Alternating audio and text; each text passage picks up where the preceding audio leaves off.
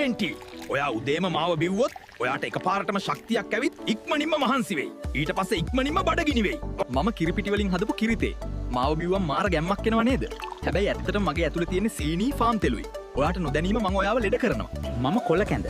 ඔයා උදේට මාව බිව්වොත් ඇගේ උෂ්ණය අඩු කරලා ලේ පිරිසිදු කරලා දවසටම ඔයන කරන ශක්තිය දෙනවා. මම නියම සිංහල බීමක්. මම උණු වතුර.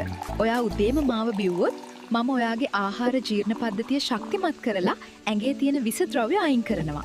මම කඩෙන් ගේන දොඩම් බීම. මම ගුණදායකයි කියලා හිතුවද? මම හරියට දිය කරපු සීනි වගේ. එක වීදුරුවක දොඩම් 3ක සීනි තියෙනවා. හැබැයි කිසිම පෝෂණයක් නැහැ. මම ග්‍රීන් ටී. ඔයා උදේම මාව බිව්වොත් මම ඔයාගේ බඩ පිපෙන එක අඩු කරලා බඩවැල්වල සෞඛ්‍යය වැඩි දියුණු කරනවා. මම කෝපි. ඔයා උදේම මාව බිව්වොත් මම ඔයාගේ පරිවෘත්තීය ක්‍රියාවලිය වේගවත් කරලා බඩගිනි වෙන එක අඩු කරනවා. මම දෙහි. ඔයා වතුර වීදුරුවකට මාවයි මී පැණි ටිකකුයි දාලා බිව්වොත් මම ඔයාගේ ප්‍රතිශක්තිකරණ පද්ධතිය ශක්තිමත් කරලා ඇඟ ආරක්ෂා කරනවා. තව